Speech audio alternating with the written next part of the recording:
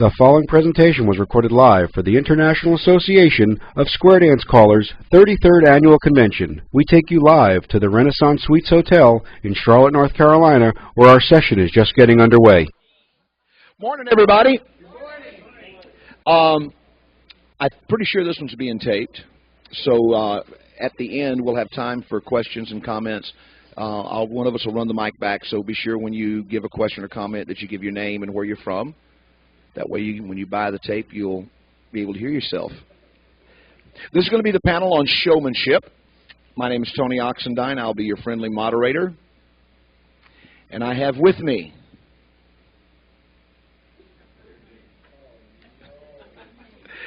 from Portland, Maine, Amana. No, from Portland, Maine. Mr. Skip Brown, who started calling, I know you started calling in Stuttgart. Oh, it's a great city. Started calling in 1976. He was a member of ECTA. He joined CALLERLAB in 1983, and you've been to 20 conventions? Not bad. You are not now. You were. You're not now the chairman of the Plus Committee. You still are. Oh, cool. And currently chairman of the Plus Committee.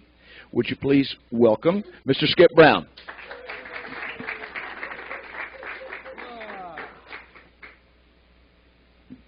What a dubious distinction, being on a showmanship panel with Mr. Showmanship, Tony Oxendine.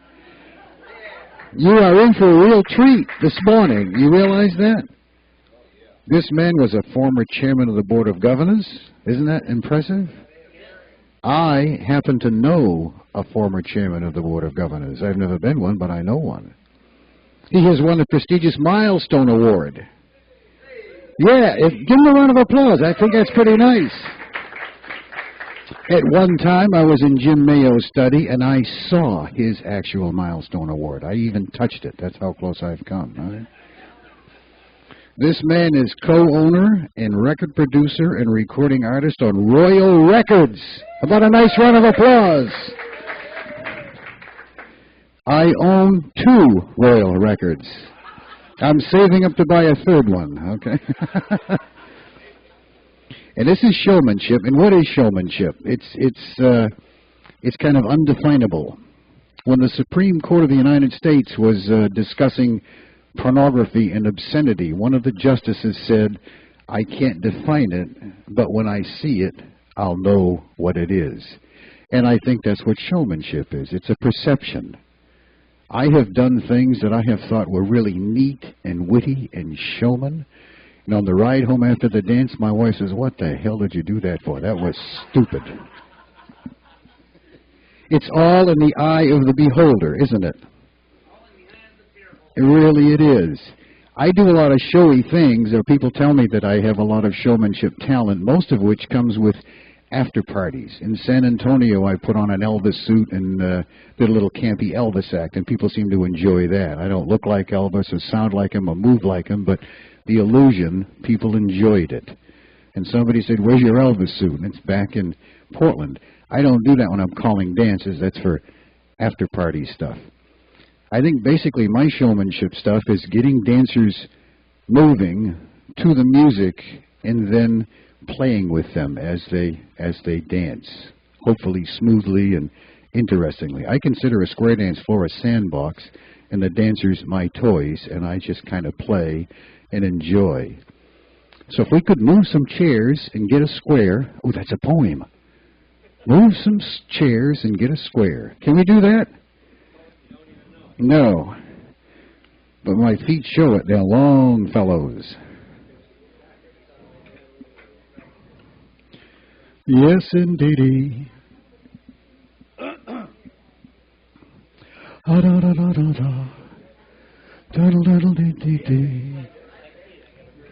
Oh, and Betty Ann's back in the room. Nice to see you.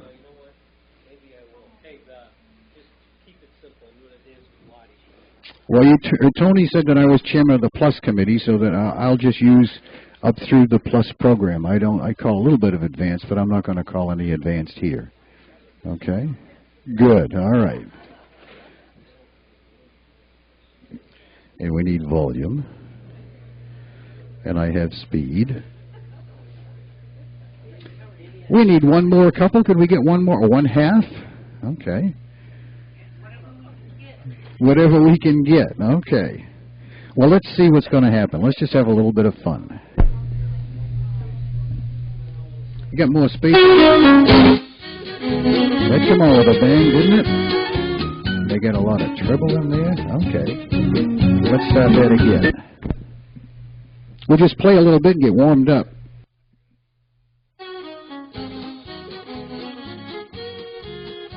Let's bow to the partner, bow to the corner, join hands, circle to the left, go rolling around, yes indeed. Everybody center, no one sashay. Circle to the right, go the other way back, yes indeed. Drop hands, single file. You got a nice rapport with the dancers, so you tell the gentlemen dancers the person in front is your faithful partner. Massage her shoulder, she's tired of dancing. Oh, doesn't that feel good? Girls turn around, boys stop, and a right and left grand. Hand over hand, go rolling round. Girls turn around and all promenade her home. Now when you're there, good. Head pair, walk to the middle and come on back. Square through, but on the third hand, you do a right and left through. Heads again, square through, go four. Go rolling round, good. Swing through. Boy, run around a girl, ride a Ferris wheel. In the middle, slide through, and you should be home inside. Square through, and get me four. Are we having fun? I'm building up my nerve to play a little bit. Touch 1/4. Scoot back. Boy, run around one of these girls. Star through. Pass to the center. Square through, and get me free. Swing through. Boy, run around a girl. You're going to bend your line rock up to the middle and come on back. Then past the ocean. Recycle. Pass to the center. Square through, go free. And I think you're home. Good, Alan. All righty. Now we'll play a little bit. Head pair, square through four. Are we having fun yet? Do-sa-do, make an ocean wave. Spin, chain, and exchange the gears. I don't like that move. I wish you wouldn't call it. I never know whether I'm a leader or a follower, and I get so dizzy going all the way across. I hate that move. You better do something different. Just the boys circulate. Recycle once. Alaman left. You promenade. You better call some of them short, quick ones, or I'm gonna leave. Head pair. Square through. Four hands. Now slide through and roll the face. Single circle, make a wave. Boy trade. Boy runner up. Recycle. I did something wrong. Alaman left. Get your partner back. No, I don't know what I did. Head pair. Square through, go four all the way around. Now slide through and roll the face. Single circle, make an ocean wave. Ladies trade twice. Swing through. Boy run around a girl, all the boys circulate. All the boys run around the girls and the boys trade. And the boys circulate. Boy run around a girl. Boys circulate. Bend the line, rock through the middle and come on back. Pass through. Wheel and deal. I lost the bubble. Square through three. Swing somebody and promenade home. Get your partner back. Oh my goodness. Head pair, square through. This is so embarrassing. I did this so well at home. Single circle, make an ocean wave, and the boys trade. Boy run around a girl, reset the record. Boys circulate. Boy run around a girl and the boys trade. Boy run around a girl and the boys circulate. Girls do a U-turn back and trade twice. Swing through. Boy run to the right. Do a Ferris wheel. In the middle, slide through. I think I got it that time, didn't I? All righty, finally. It's so embarrassing when you goof up in front of all your friends. Sides promenade halfway. Down the middle and past the ocean. Extend and swing through.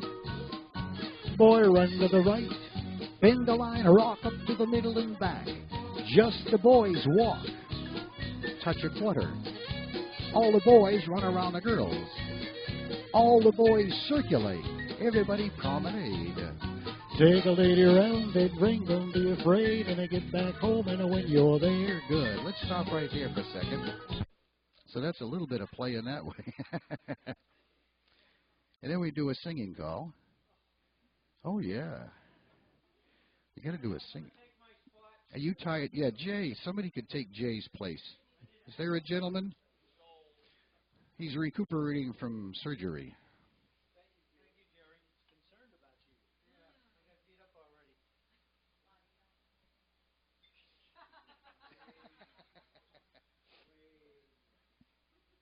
Are you ready?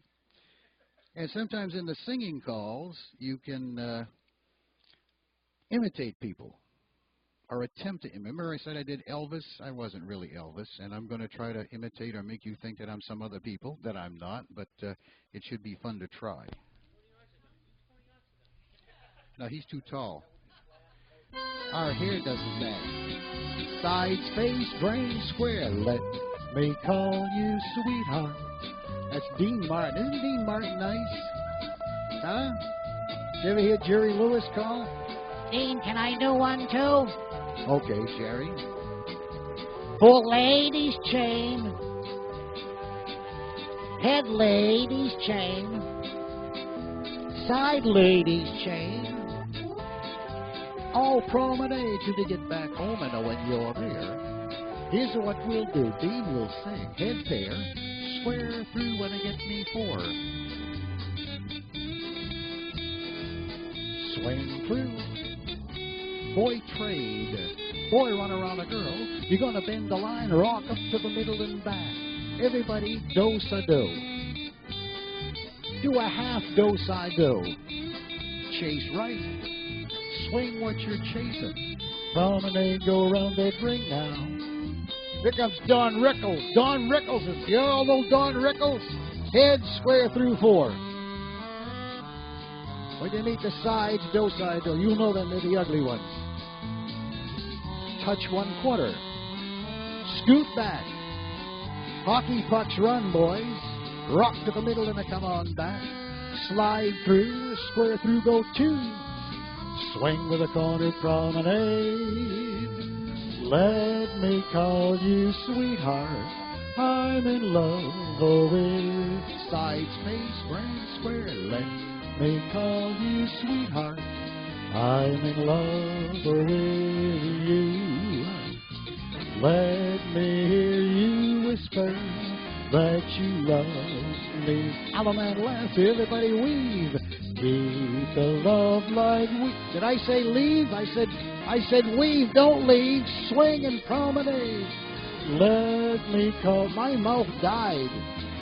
This is Charlotte. I don't speak Southern. Side pair, square through 4.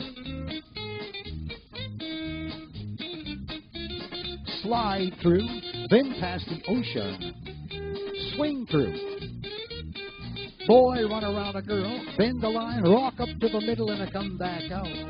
Just the girls walk. Swing him.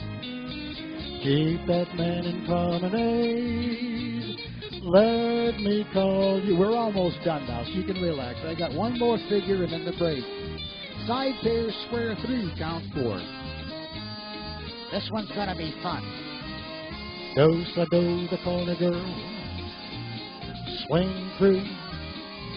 Boy run around a girl. Now bend the line, rock up to the middle and a back, way out. Boys, close your eyes. Walk straight ahead. Hit something soft. Swing, promenade. My wife doesn't like that one. That's the one that's stupid. Why did you do that? Sides, face, grand square. Let me call you sweetheart. I'm in love with you.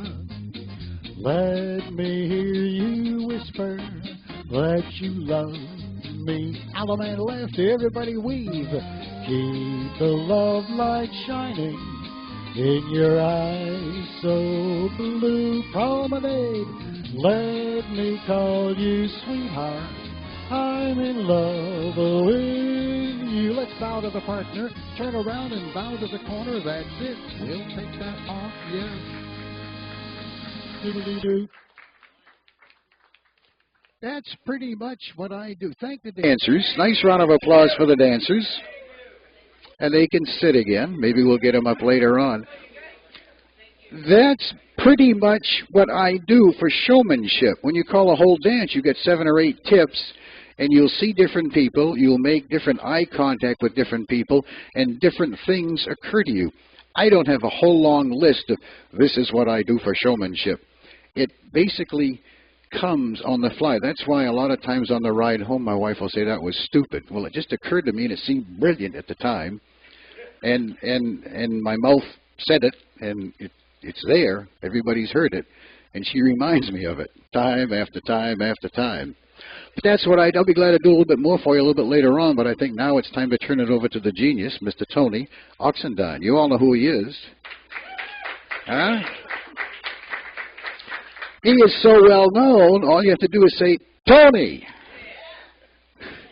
Or, if you're real gutsy, what you could say is, here is a man that needs no introduction, and he's not going to get one.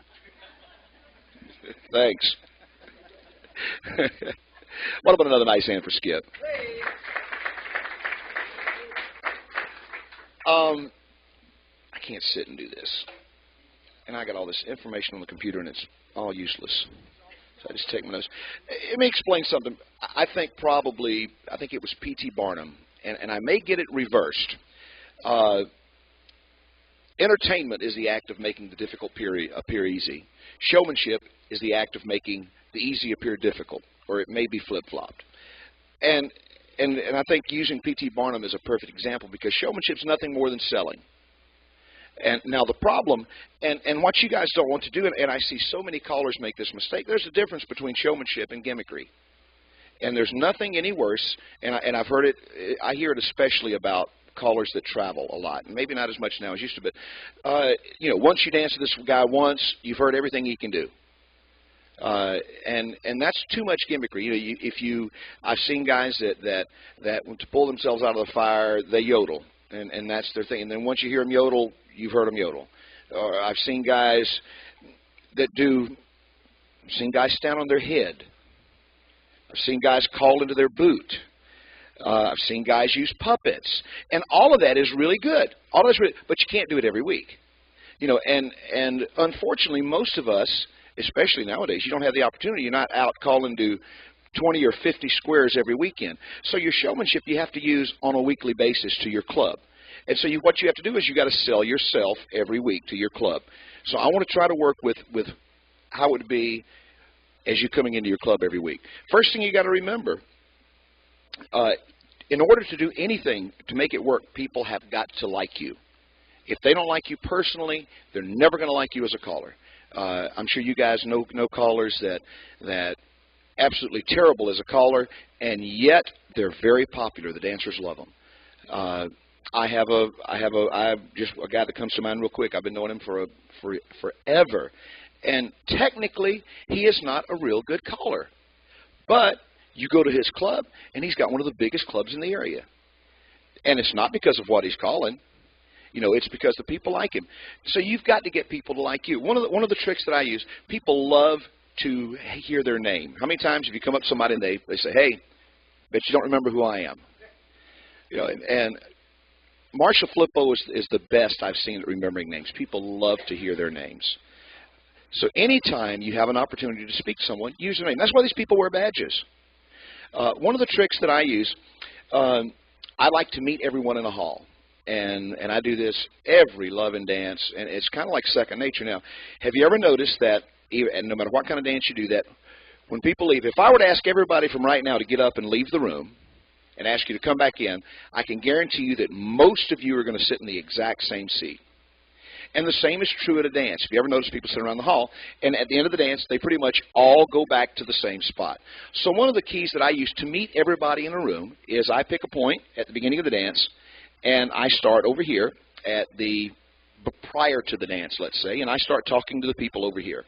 I get up and do the first tip. At the end of that tip, I come out and I start back where I left. Because the people that I spoke to first tip, they're sitting in the same spot again. I've already met them. So now I want to meet the other people. I always try to find something nice to say to everyone. One of the things we learned, we call our coaches, one of the things you learn when you critique a caller is that if you're going to find something bad to say about them, you got to find something nice to say about them, and chances are people remember the nice things. So I try to find something nice to say, and especially if it's someone I know. If it's a lady and I notice she's got a striking dress on, I always try to compliment the dress. If I can pick at the gentleman, if I know him, I try to pick at the gentleman. They remember that. And so at the end of the next tip, if I work down to about 3/4 of this wall, I get up, do my tip, I come back, then I start right here again. And eventually, I work my way around the entire hall, and eventually I'll speak to most of the people at the dance. I won't speak to everyone because a lot of times you have rounds and the people do both. They square and round and they don't sit. The only exception, there's a club, and it's probably the most successful club in the country that I know of. There's a club in Houston, Texas called the Hey Lollies, and like every other club in the world, Houston has their share of 1 and 2 and 3, 4 square clubs. You go to Hey Lollies, has a club caller, a very, very excellent club caller, who calls, I think, once or twice a month, and then they have guest callers twice a month. And they dance, depending on the caller, 15, 20, 25 squares every Thursday. Now, they dance 2 hours nonstop. When you get on the stage at 7:30, you don't leave the stage. There ain't no potty break. You better take your potty break before you start, because there ain't no potty break, because they dance nonstop. So this philosophy here won't work there. You don't get to meet anybody. If you want to meet these people, you go with them afterwards, because they have their refreshment break. After the dance, they go to a local restaurant, and that's where you get to meet the people. But my point is that you must meet the people. The other thing, and something I hate, there's a lot of tangible things that you can make things a lot easier for you, even at a club dance. One of the things that you don't want to do is exactly what we have here. You don't want to have a table set in front of you between you and the group that you're going to work with. And the reason is because people relate to you, and you can't get close to the people if you have all of this stuff in front of you. Even worse, if you set your own equipment up, is to set it up behind you, so that when you're doing something, when you're going to change your music, you have to, unless you're built differently than most of us, you're really not going to show them your best side when you have to keep turning around. So I try to keep an open area in front of me so that I can be close to the people. I like to work at the edge of the stage. I like to come all the way to the end of the stage and stand. And if I'm calling, I try to call on this side of the stage, and I try to call on this side of the stage. One of the worst things you can do, and I see callers do it all the time, is, and Marshall Flippo is the only person I know that can get by with it. He stands at his Hilton with the hand on the knob so that you can move the music up and down for some strange reason. We think that's a good thing. You find most dancers will disagree with you. Most dancers tend to hate this music that goes up and down, but we callers think that's cool. And I work with guys out there, they seem like they're surgically attached to the amplifier, and they can't get away from it. That is going to give people they're going to think that you're standoffish. They're going to think that you're stuck up. A lot of times some callers are not as outgoing as others. I have friends that I know that are just great guys, lovely people. Dancers think they're stuck up because they don't get out and mingle with the folks. Now, you can mingle with the folks by talking to them. Also, you want to give the impression that you enjoy being here. Sight calling has probably done as much damage to showmanship and to our activity as any single thing that has ever happened in the history of calling. And the reason it has is because we tend to stand right here and look at that one square. That's our key square, and that's the only people we look at the entire time. How would you like to go? Have you ever been to a concert, a Kenny Rogers concert, or a real good entertainer? You notice that they not only work the stage, they work the audience. They talk to every single person in the audience. This presentation here would be real boring if I stood here and talked to Lee Asheville the entire time. People want to have the impression that you're talking to them. How many times have you heard stories or similar things of a singer that sings a love song, and he picks out a beautiful lady or picks out a girl in the audience to sing the song to? People notice that. When you call, people notice that. That's all part of showmanship. It's not just standing on your head. It's not just yodeling. And that's pretty much, that's what we think oftentimes. And it's really not. It starts before the dance ever starts. You've got to come in. There's several trains of thought as far as what time to arrive at a dance. Now, assuming you know where the hall is and you're not going to get lost, there are callers that like to come to the dance 30 minutes early, 45 minutes early, and meet people at the door when they come in. I think that's a great idea.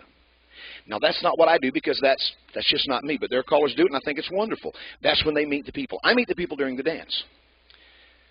But that's preparation prior to the dance.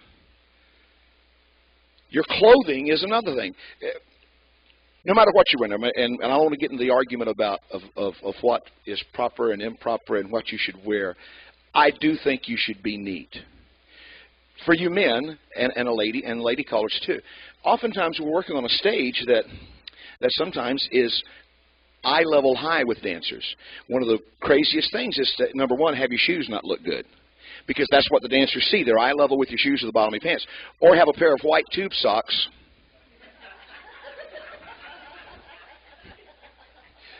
with a pair of dress pants. I just did a dance.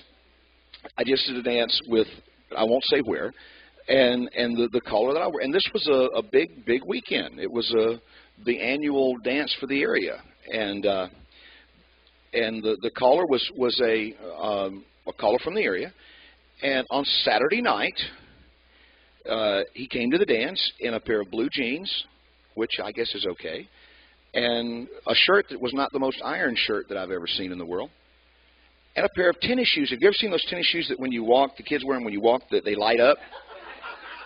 I promise you. And that was his outfit for the Saturday evening dance. Now I believe that no matter what you wear, I just don't think an unironed shirt and a pair of tennis shoes is quite the way to approach a Saturday night dance. I was concerned. So look neat. Look neat. Speak to people when you can. Use their name. I always try, whenever I speak to someone, especially for the first time, and especially if they're wearing a badge, in the course of my first communication with them, I try to use their name several times in the course of meeting. That way it helps me remember their name so that next week, if they come to my club dance and they come up to me like this and say, "You remember me," I have a better chance of remembering who they were. Because people like that. And people expect you to remember them. Like it's Flippo, for those of you guys who have never danced to Flippo, especially a lot of the newer callers, you may not even know, but Marshall is somewhat of a legend for those of us that have been calling for a while, and I've never seen anyone any better at remembering people's names. He remembers people from years ago. Last night I went to I was up at Johnny Wedge's room, and we were sitting there talking about Flippo, and he said, "You know," he said, "I started calling in 1959, and I went to a caller, and I saw Flippo in 1976. We were talking, we were sitting on a couch, and I told Marshall, I said, 'You probably don't remember me.' And Flippo said, 'Yeah.' He said, 'You came to a caller school that me and C.O. Guest did. I remember you because you were drunk and stubbed your toe and fell in the pool with all your clothes on.'" Well, now, Johnny remembered that from 1976, and he'll never forget Flippo for that. And that's the type of impression you want to leave with people. It ain't just about, showmanship is not just about how much you can prance and parade about on stage, because that goes away after a while. You can only do so much of the other stuff. And I know that oftentimes you come to one of these panels and you're wanting to hear, okay, let's do one of these wow singing calls, and let's show you some kind of really neat choreographic gimmick, and that's really good, but it doesn't last. I'm sure, like I said, I'm sure you guys know of callers that you go and dance to tonight, and then you go 6 months from now and you dance the same caller again, and you find it's the exact same dance. And that used to work really good when there were thousands and thousands and thousands of dancers, and you could go from one city and call one dance and go to the next city and call another dance. It just doesn't work that way now, and I've seen callers that start out house afire. They're just, man, everybody in the world is wanting to hire them. And, man, they're just, oh, man, and you're thinking, those of us that have been around for a while thinking, oh, well, here comes somebody going to knock me down off this, Well, then you find out this guy's going to burn out in a year because he doesn't prepare. He's like a flash in the pan. There you go. That too. And they don't stick around.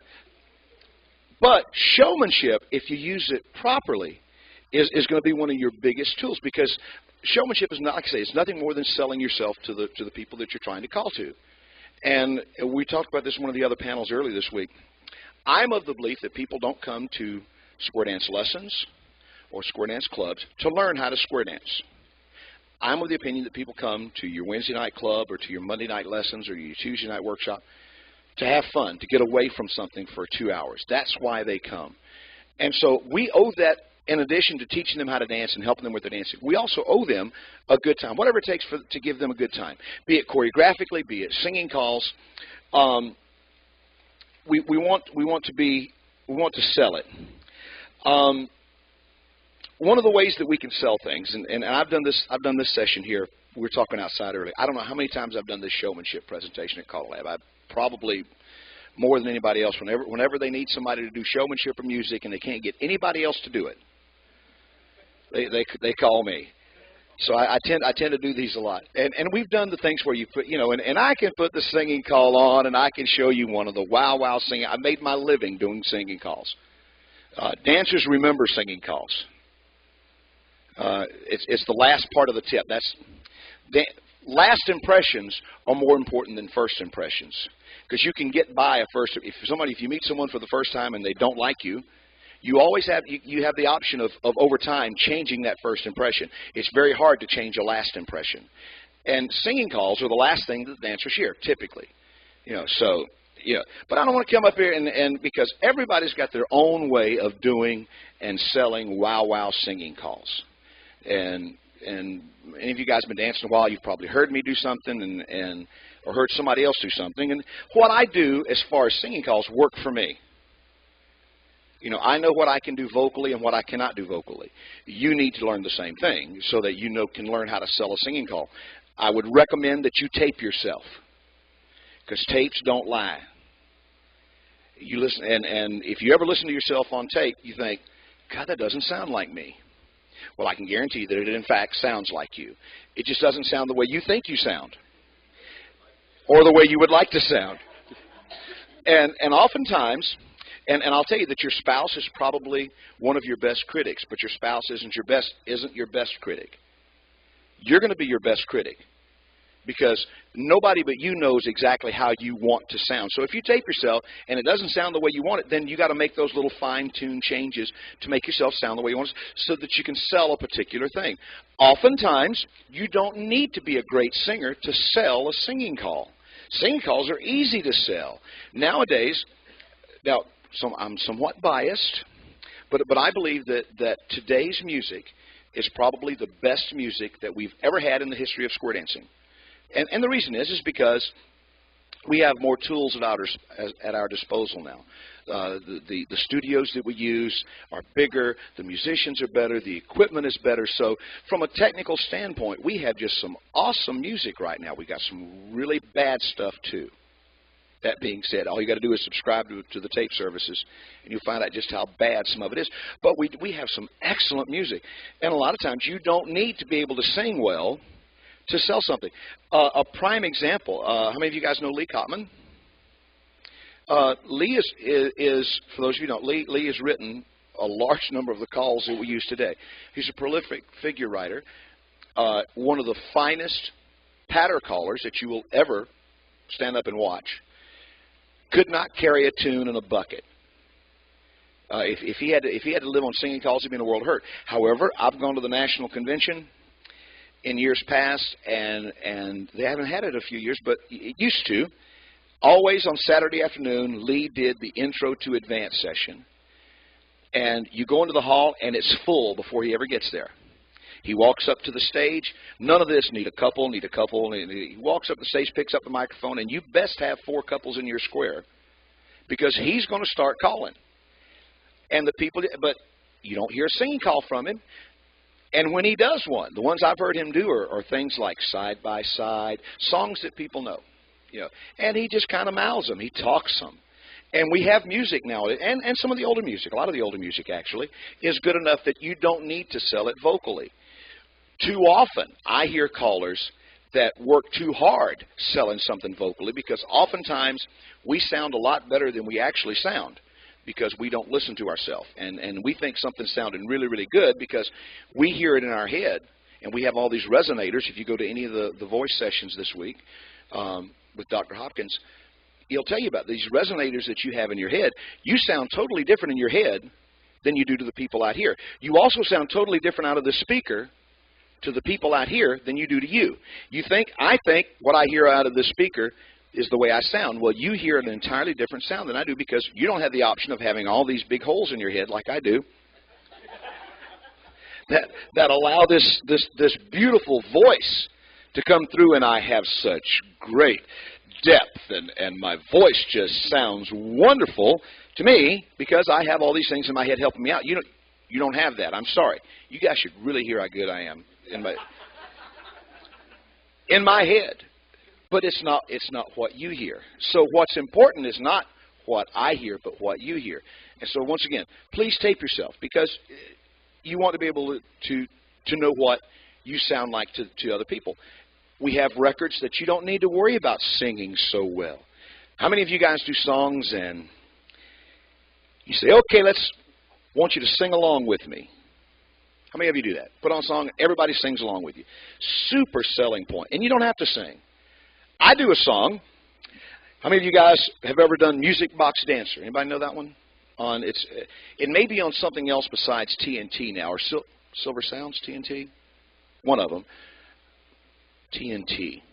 The old Music Box Dancer. To my knowledge, there are no words to that song. It came out as an instrumental. Well, I love the song. There's no words. So I try to sell the song. I think it's neat. So I sell it. I tell the people, okay, listen. This song here has got such great music. And the music is okay. It's not spectacular because it was all done on one keyboard. So it's pretty much all synthesized music. But the tune is just so neat. So I tell the people, this song here has got such great music. But what I want you to do is too often when we dance to the caller instead of the music. And I do believe that's true. And we've lost the dance part of the two-part thing that we have, this square dancing thing. We've lost the dance part because we callers sometimes cover up a lot of the good music. So I'm not going to sing to this record. I'm just going to let you dance to the music, and I'm only going to kind of prompt you on the figures. I'm going to show you the figure the first time, and then I'm gradually going to phase out what I say so that towards the end of the song, you're just dancing to the beat of the music, and I'm just going to prompt you with the calls. And the name of the game is at the end of the dance that we all finish on the exact same beat. Now, that really sounds like really, really cool. They're always going to wind up on the last end of the last beat of the music. If I give the figure to them, it's impossible for them not to. Now, but they don't know that. So I'm selling this. So the whole time through, I start, and I use a figure with like head square through, make a right-hand star, head star left, touch your quarters, scoot back, swing, and promenade. And then eventually I say head square, and then everybody make 2 stars. And so that the last time through, I say, okay, you're on your own, because I haven't changed the figure. By that time, hopefully they've memorized the figure, and I let them dance on the last figure. They dance the whole time through without calls, so that they're only dancing to the music. I really stress to them, okay, this record's got a grand square in it. Be sure that you take 32 beats. Count it. The first couple of times they do it, I let them know when they're halfway done, so that they don't rush.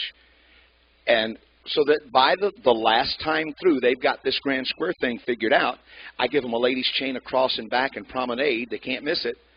And then at the end, I say swing, and they finish on the last beat of the music, give or take. And they think it's the neatest thing since sliced bread. And I haven't done anything other than tell them that they're going to have fun doing this record.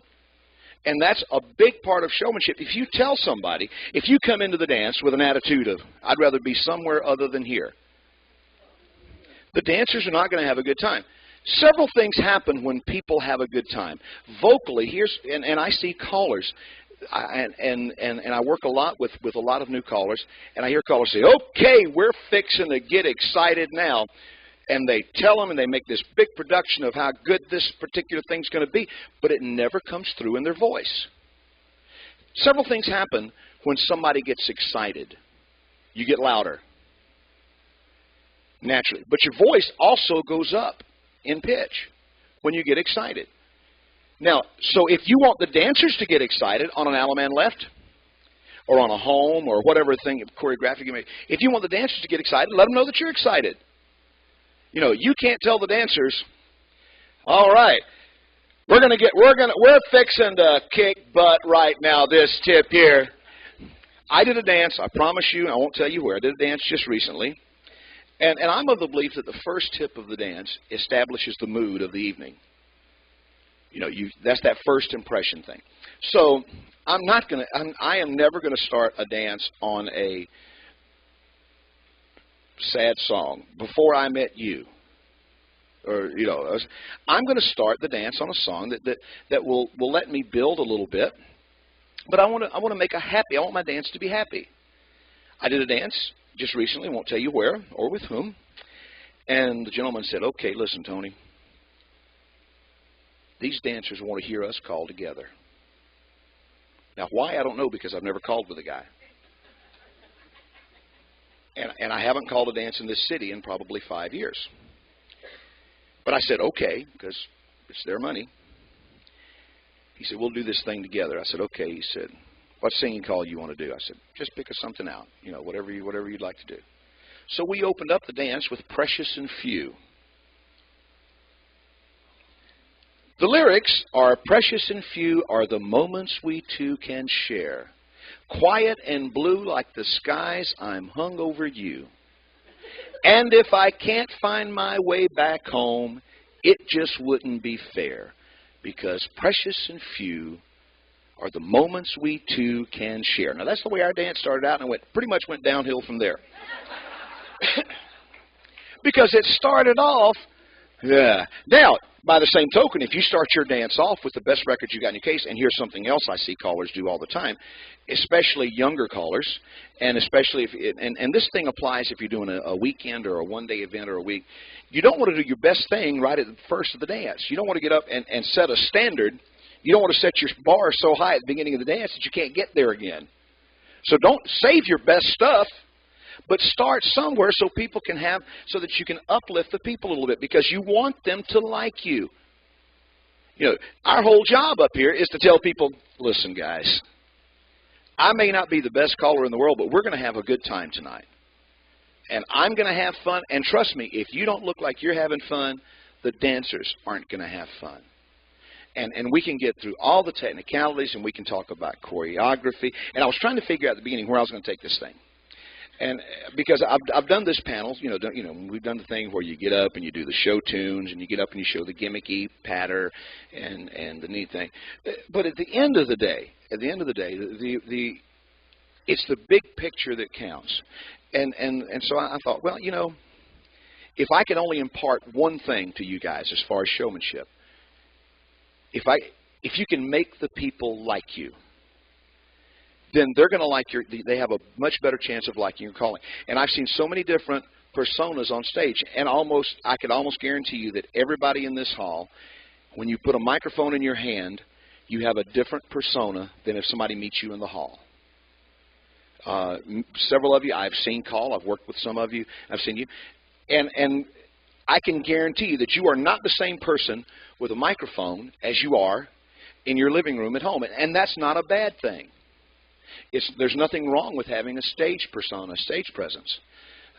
Sometimes, if you take it to the extreme, you have nowhere to go. I know of how many guys know, God, what was his name from Chattanooga, the Hat Man? Don Belding. Now, he started something that probably started a monster that he probably wish he hadn't started in the beginning, because his thing was he would change hats throughout the dance. Cal Golden. He had clothes that were made by the same guy that made Elvis's. That was back when callers made a whole lot more money than we make now. But I would imagine that if Cal or Don could start all over again, they wouldn't have done that, because it's hard to maintain that type of thing. And then people expect it every week. You know, well, I imagine buying new hats or these outfits by whatever that guy's name was that did Elvis's clothes. I imagine that gets kind of expensive after a while. It's a lot easier to make people like you if you're on the stage and you sound sincere. If you're having a good time It'll show in your face. It'll show in your voice. And the people will know that. And they're going to like you. If you come up on the stage and you say, God, I've got a headache. Damn wife is doing this, and my car don't work right. And all right, we're going to have us a good time tonight. You can work your butt off, and you're never going to accomplish what you want to accomplish. It's got to show in you. And I can tell you guys that I've been doing this stuff now for 30-something years, and I still, not always, not all the time, but most of the time, I still have a pretty good time on the stage. The stage is like my home, and when I'm at my home, if you came to my house, if you were visiting my house, I would invite you in. I would sit you down. I would offer you something to drink. I would try to make you comfortable, and I would try to make you enjoy your visit to my home. When you come to my dance, you're coming to my house. I want to welcome you into my dance. Now, I can't offer you anything to drink, but I can offer you fun. And I want to make you comfortable. I don't want to make fun of you. We got to be real, real careful, guys, on stage. And I've seen callers do it. If you're going to pick at somebody, be very, very careful about doing it with a microphone in your hand. This is a dangerous weapon right here. And too often we abuse it. I'd be very, very careful about picking at people on stage. I've done it. I still do it. And sometimes I've gotten caught with my foot in my mouth. So I have to be very, very careful. I warn you to be very, very careful, because you wouldn't want somebody to come in your house and make them mad by picking on them. I heard a lady last night at the banquet, another table. I heard two ladies sitting, and it had to be loud enough for the people I was around to say, God, and I heard this lady say, isn't she gaining weight? Now, and they said it loud enough that I know that the person that they were talking to, if I heard it, and my hearing's not as good as it was because I've spent 30 years in front of one of these things, so I know my hearing's not what it should be. If I heard it, I know this woman heard it, and I'm thinking to myself, well, now, these guys aren't going to enjoy this banquet, which should be an enjoyable thing. You know, there was showmanship last night. This CALLERLAB convention's about showmanship, the whole thing. We're selling our convention. We're selling our product. Well, this lady, I can guarantee you, left this banquet last night with a bad taste in her mouth. Now, she may never come back to CALLERLAB again. I'm thinking it hurt her feelings. I don't know. I never talked to her. I just heard these other two ladies at the other table talking about a lady at another table. But I can imagine this lady saying, I'm not coming to this damn thing tomorrow night. It's the same at a dance. You want to be very, very careful how you talk to someone, or the attitude in which you talk to someone. If someone came to your house, if you had company, I don't know if you guys have company. They're in the South now. You're in my country, and we have company. You come to our house. You have company, and you come in and you have supper. You don't have dinner. You have supper. Well, you do have dinner. It's at 12 o'clock, though. But the point is that you invite them in, and you say, welcome to my house. I'm so glad you came to see us. Please sit down, take the best seat in my house, and let me get my best tea glasses so that I can bring you a glass of tea. I'm not going to bring you a glass of tea in a paper cup. I'm going to bring you a glass of tea in my nicest glass. Or if you'd rather, I'll make you a cup of coffee. That's what we do as hosts. As a caller, that's what we do at a dance. We're the host. The club isn't the host. We are. We are the reason that the people will come to this dance. They will either leave the dance feeling better than they came in, and that should be our goal as a caller. It should not be to show these people how good I am. Your job as a caller is to make these people, when they leave that door at 10 o'clock or 9:30 or 10:30, have them leave that hall feeling better than when they came in, and have them glad that they came to this event rather than go to Shoney's and get coffee or whatever they might do. So treat it as if someone were coming to visit you, and give them your finest tea glass. Take the extra effort to make them a cup of coffee. If that extra effort means that between tip, instead of sitting up here and standing by the stage and talking to my buddy Jack, between tips, if I spend my entire tip over here talking to Jack, take the time to come up to someone that you've never spoken to. If they're here, come up to them. Wayne, good to have you at my dance tonight. Thanks for coming. Hope you have a good time, in spite of me. Now, if I come up, I can sound condescending and say, Wayne, hey, listen, hope you have a good time tonight. But if I come up to him and say, Wayne, listen, hope you have a good time tonight in spite of the calling. Now, he's going to laugh. It's just a little, but I can guarantee you that Wayne, the next time Wayne comes to my dance, he's going to remember me because I took the time to come by and speak to him. I shook his hand. It's important. Choreographically, if I can impart on you one thing, and I notice I don't want to get involved too much in choreography. If I can impart one thing upon you, you will never, ever, ever, ever in 1,000 years be as good as you can be anyway. Showmanship only goes so far. At some point, people expect you to be able to call. There's a point. At some point, yeah. You want them to like you. If I can impart upon you this, there's been thousands and thousands and thousands of man-hours devoted to these programs that we have. The very first program that you look at, it may change this week, but right now, the very first program you look at is the mainstream program. It could be basic mainstream after we leave here. I don't know. Take that list and know it. Because you can't get cute choreographically. You can only steal so much material and be able to sell it. If you hear what somebody else did. If you do something that somebody else did, the best you're ever going to be is a good imitation. Take these calls that we have and study them and learn how to work those calls to make them fun.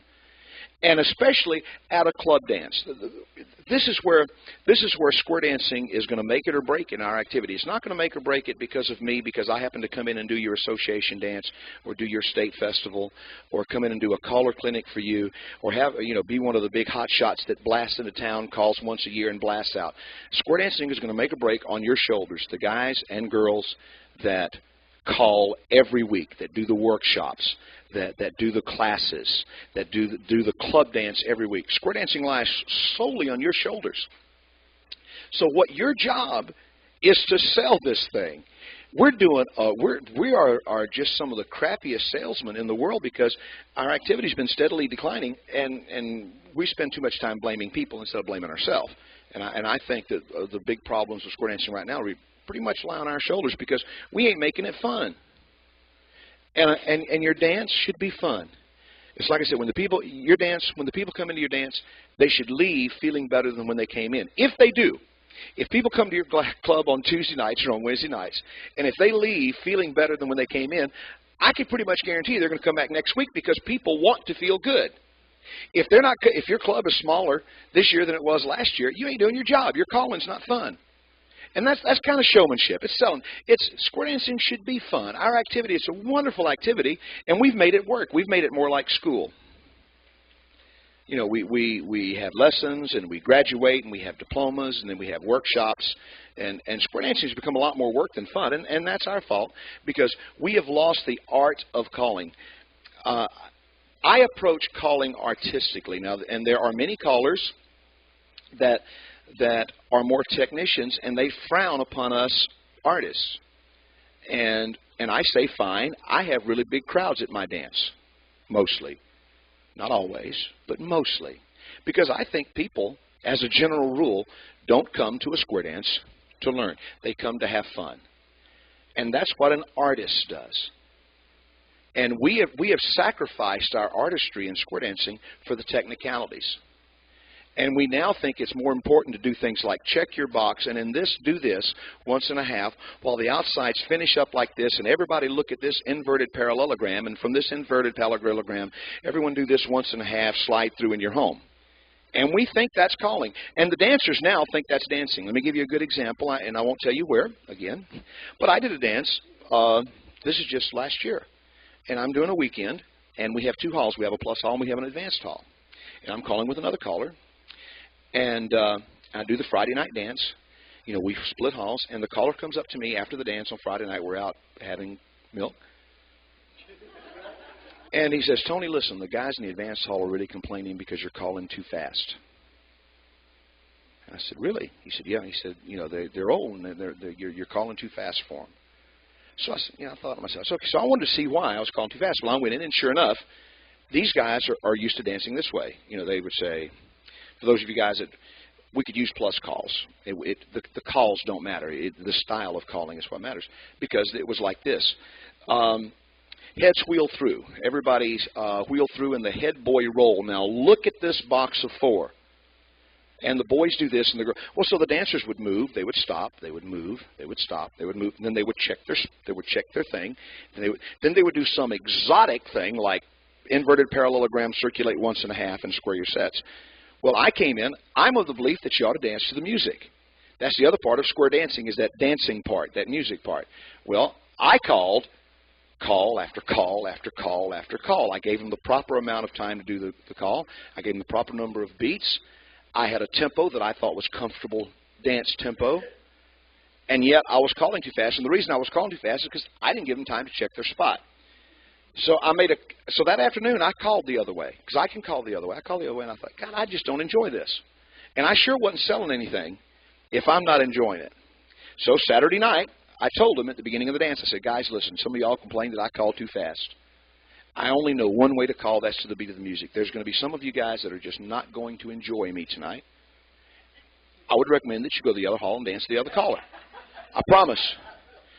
You know, because I can't sell that. I can only sell good, smooth dancing. And I'm not going to sacrifice my dancing for choreography. And I like choreography as much as the next guy. But I'm an artist. We're artists. We've been technicians, and our technical aspect is we're watching the people drop down, and the numbers keep going down and down and down and down and down, and I think it's about time that we work on our artistry. That's why I think the showmanship presentation is an integral part of this convention and of your calling. If we spent more time learning how to entertain the dancers and less time learning how to do inverted parallelogram circulate once and a half. Yesterday, in one of the panels yesterday, how many of you guys subscribe to any of the square dance boards? Any of the internet SD callers, any of those? Okay. For those of you guys that don't, let me explain. And I have no idea who a lot of these people are. I have no idea how long a lot of them have been calling. But I do know this. If you put up a post on this thing, it said, guys, listen, last week I had them on a 45-degree angle between 2 parallel mini waves, and I wanted to do half of a ping pong circulate and the end slide through. Now, is that T-bone box that I have at the end, is it in the 3rd matrix or is it in the 4th matrix? Well, now that particular thread of conversation will generate days of these guys analyzing that. Now, but if you put something on, but if you come back then and you say, if somebody else puts on a post that says, listen, I was trying to figure out a way to smoothly call from a left-hand star into a reverse flutter and sweep a quarter and veer right, and I wanted it to go with this piece of music here. You'll never hear another comment after it. It'll just die and go away. So we've become such technicians that we've lost the artistry of calling. We're not even interested in it anymore. Because I'm of the belief that we would much rather call to 1 square of people that can dance everything that we can call than to call to 10 of people that just come in and have a good time. I can't tell you how many times, and there are people in this room that I've spoken with recently that said, so how was your dance? God, it sucked. They couldn't dance a damn thing. Well, I maintain that it don't matter how good they did. I would much rather have 20 squares of people that couldn't find their rear end with both hands than to have 2 squares that could dance everything I do. I had the most fun. I just did a dance. This one I can tell you about because it's nothing bad. I did a dance in Mobile, Alabama, here last month at their square dance hall. I did their annual dance. The last time I called it was 1982. When I called it in 1982, they probably had 150 squares, and we danced in the convention center. This year, we danced in their little square dance hall, which holds about 25 squares, which is about what we had both nights. Now, number one, the first good thing is nobody bothered me about what level I was going to call. And so they let me just call. And when they let me just call, I just call mainstream. We would be very, very smart, most of you guys would be very, very smart never to call another plus call until you actually learn how to call mainstream. Unfortunately, that's not the case. But anyway, these people hooped and hollered, And it seemed like the dance, have you ever had a dance that seems like it goes, boom, it's gone? Friday night was that way. Saturday afternoon was that way. Saturday night it was just wonderful. It had, because these people came in to have a good time. There was a party atmosphere. I had a bunch of people from New Orleans that had lost their homes. They were staying in trailers, and their homes were completely destroyed. They came to this dance, and they came to get away for a couple hours. Well, man, and they came up to me afterwards and said, Tony, we had such a good time. And they stayed until 10:30. They stayed until the very end. Well, I thought, you know, now, my job as a caller is done. If these guys can get away from having their home destroyed and they can come out and for just a couple of hours, I can have these guys feeling good. Then, by golly, my job as a caller is done. I don't care if they think I call as good as so-and-so, because my job is not to impress John Kaltenthaler with my calling. My job is to impress Barbie Asheville with my calling, because John Kaltenthaler and Hoyle Gross do not pay the square dance bills. They're not my market. Now, it'd be nice if John thinks that I'm a good caller. I think that would be, if he likes my calling. But I would much rather have Barbie Asheville like my calling. And now there's twofold. I like Barbie. But if John comes to my dance, number one, he's going to come. They're going to let him in free because he's old. But Barbie's going to come to my dance, and she and Lee are going to pay the admission fee, which is going to help my club. My club will make a little money if I have visitors. If my visitors come and they have fun, they're going to come back, and that helps my club. Because my job as a club caller is also to ensure that my club is successful. And your club is successful only if your crowd this year is bigger than last year. If your club is smaller this year than last year, neither your club is successful nor are you. You have failed your club. Now, there's a reason that people aren't coming. People aren't coming because they didn't have fun. If you give them fun, they'll be back. And if that's the only thing I can impart upon you, is to give these people a little fun.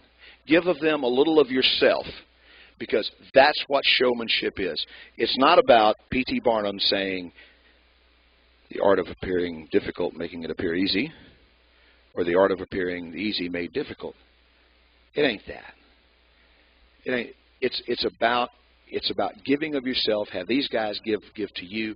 It's a sharing thing. At the end of the day, everybody leaves and they feel better. You leave, you feel better after having called 2 hours. You feel better when you leave the door than when you came in. And the people that you came to work for leave feeling better than when they came in. If you did that, then your job as a caller is done. That was a successful dance. If they didn't learn a blessed thing during the evening, if they didn't learn how to do left spin chain and exchange the gears and turn the star once and a half and finish with that inverted parallelogram circulate, if they didn't learn that, that's cool. If they left that dance with one of these things on their faces, and that, really, that's kind of like one of these panels. If I can make you leave this panel right here, my job as whatever I am at one of these things, speaker, moderator, my job here is to not only, my job is, in this thing here, is to make you leave this panel right here feeling a little bit better when you came in, so that next year when we have CALLERLAB, you will sign up again. You say, hey, I had a good time this year at CALLERLAB, because I can guarantee you that if you did not have a good time at this convention, you ain't coming next year. Now, there are some that are going to come because you just come. Those of us that say, okay, it's the week before Good Friday, that's CALLERLAB, you got to go. However, there are also people on the bubble. And if you came to this convention, you had fun. That's why they put people in these rooms here and to try to get you in and offer so many different subjects so that we can give you a product that you enjoy enough, that you felt like you got enough out of, you learned something and that you had fun, so that next year you will be back. CALLERLAB is like every other business. We exist on members. And so I want you to come to this convention. Not only do I want you to say, I want Richard to come up to me and say, Tony, God, did I have so much fun at this convention? I'm going to go back because I've got a friend in my hometown that is not a member.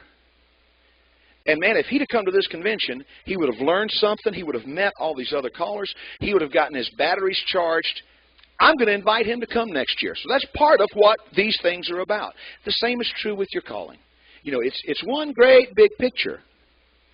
And so if you leave this convention, as your dancers leave your dance, if you leave this convention feeling better about yourself, about square dancing and whole as a general rule, if you leave feeling better than when you came in, then this convention was successful. The same is true for your dances. You know, if I want you guys as one of the old guard for CALLERLAB, if I want one of any first timers here? Cool, that's wonderful. I want you guys to come back next year. I want this to be a great experience for you guys. I want to be able to come up to the hall later on today, and I want to be able to come up and speak to you by name and say, God, I'm so glad you guys came. Now, it would mean something. It's not going to mean a whole lot to John Kaltenthaler, who's been coming here since before they had CALLERLAB.